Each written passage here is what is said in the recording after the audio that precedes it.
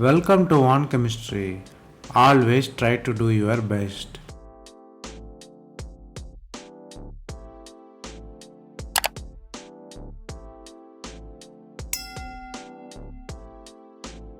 Now, let us see about 100 conversion in organic chemistry. We are seeing it as episode. We are progressing. This is the episode number 45.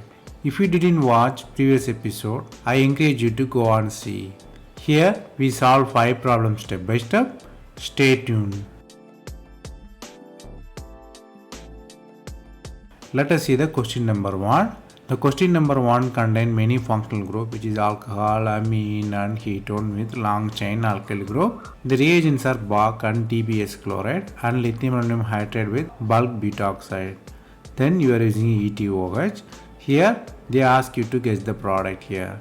The products are mostly differ in the stereochemistry. One is OH position is differ, as well as VOC and TBS position is different. Here you have to understand that the producting group chemistry is discussed, as well as stereoradiation is occurred here.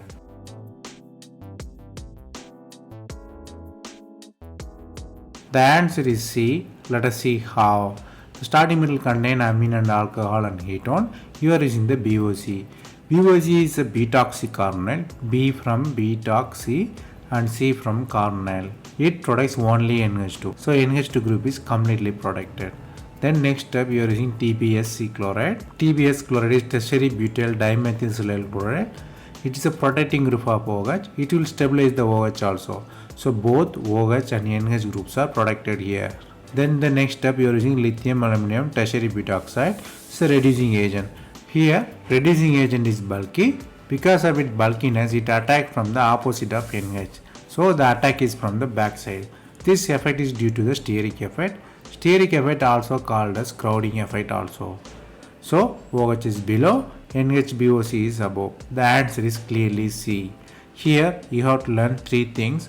One is BOC. BOC only protect NH2 and TBS chloride. TBS chloride only protect OH. It will not protect other groups. And if you are using bulky reducing group, it will reduce from the opposite side. Then the question number 2. The starting metal is cyclohexyl and imine is attached in the system. One methyl also there with one leaving group TS. Here you are using 2 equivalent of N-butyl lithium and low temperature also. Then you are using DMF. They ask you to find the product.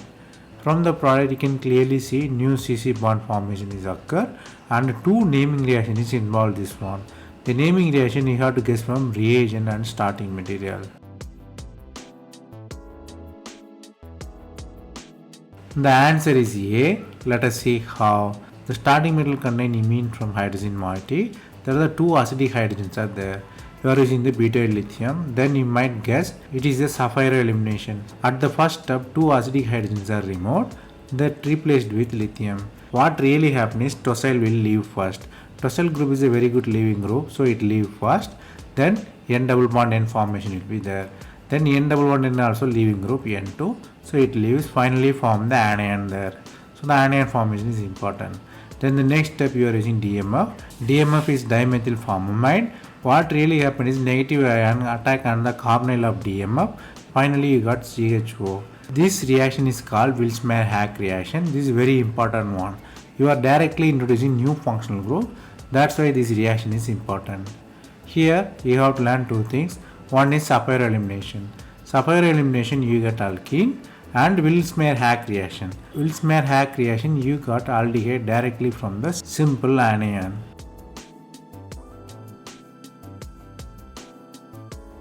Then the question number 3. The question number 3 is starting metal is long chain alkene with many alkenes are there. Double bonds are placed randomly and one nitrogen also there which is in azo form. Then the ester also there, COMe. You are using copper iodide and selenium dioxide. Here they ask you to find the product. From the reagents and products you might guess the starting metal cyclized there and stereochemistry also playing the role here. So from the question you have to understand that ring closure is occur as well as stereochemistry also important here.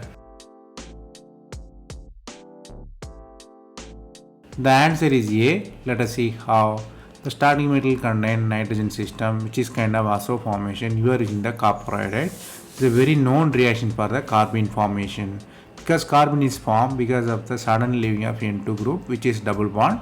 So carbon is formed, which is crucial here. Then the next step, we rewrite it for the carbene insertion reaction. So we rewrite to the double bond. The nearby double bond form the perfect 6-member ring. That's why it inserted in the nearby double bond. And the insertion happened there. What really happened is strainful 3-member ring is formed. Then the next step, we are using selenium dioxide. Selenium dioxide undergo allylic oxidation, but it is perfect for the individual or the isolated double bond. So the isolated double bond is the end one. So OH is happened. So the reduction happened at allylic bonds. Here you have to learn two things. One is the nitrogen or azo kind of intermediate with copper iodide. You got carbene, and you have to learn carbene insertion also. Then the next thing you should know is selenium dioxide undergo allylic oxidation. Then the question number 4. The starting metal is 6-member and 7-member fused system. One side is benzene is there, other side is carbonyl and azo group is there. Then the another reagent is alkene with O tips. O tips is kind of protecting group there, and you are using the light and the solvent there. You are using the higher temperature bit 80 degrees Celsius. Here they ask you to guess the product. 4 products are cyclized one. Here aromatic thing is there, as well as the double bonds are conjugated, and the reduction of ketone occurred or not is a real question. From the answers, you have to understand that the ring closure definitely occurs, and one naming reaction is involved here. So from the starting metal, you are using the light, you might guess it is a Wolff rearrangement. So nitrogen leaves there and carbene formation is occurred. The carbene formation is crucial, where the groups will migrate there. Here the one group migrates to 3, so the migration happened. Finally ketene formation is there. Ketene formed in the reaction. Then the next step, you have 2 plus 2 cycloaddition. So 2 plus 2 cycloaddition occurs there. You have new 4-member ring formation. Here 4-member ring formation is so much strained there. So what really happened is carbonyl group attack on the ring. It's a kind of electrophilic attack of carbonyl group in the ring, kind of Friedel-Crafts reaction. The ring strain promote this kind of reaction. Here I given numbers for your understanding. Always follow the numbers to avoid the confusion. So you have finally the system with alternative double bonds. So you might know that aromaticity is a very stable one. So what really happened is hydrogen shifted from there. Hydrogen shift from 7 to 6. So what really happened is it created the aromaticity in the one ring. The next step, the heteroenol tautomerism occur. Again the aromaticity introduced in the another ring. So O converted to OH and double bond here. Here you have to learn two things. One is Wolff rearrangement.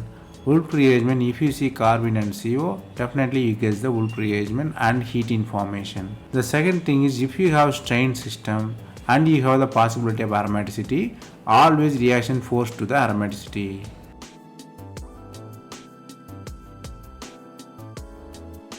Then the question number 5. The starting metal is 6-member system with exocyclic double bond and ketone and methyl group.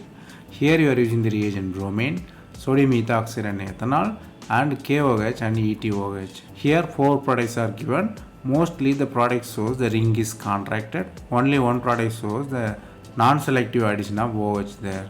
So the position of COH and its stereochemistry is important. So from the question you have to understand that ring contraction is occur, as well as stereochemistry is important. The answer is B. Let us see how. The starting metal is 6-member system. We read out to the chair form of cyclohexane. It's very much important to understand this reaction. Then the bromine is there, double bond is there. So bromination occur at the double bond, bromine formed as a bridged one. Then the strain system, then you have to quench the bromine. What really happened is the trans group push the bromine away. So bromine is there. Next step, you are using sodium ethoxide. Sodium ethoxide, what really it's doing is proton abstraction. So anion formation is there.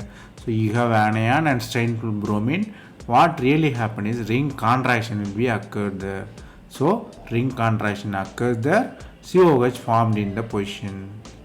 So COH is formed, ring will be become 5-member ring, and the negative charge stayed on the ring you have bromine there. So bromine and negative charge. Negative charge has to be quenched. So negative charge push the bromine outside. So double bond will be formed there. Clearly COH and methyl group is above the plane is there. During the ring contraction, COH go below and avoid the steric effect of methyl group. Here you have to learn two things. If there is a need for charge quenching, the charge travels to the contraction of the ring. So the charge forces the ring contraction here. If there is a strainful system, always system forced to stabilize itself by ring opening.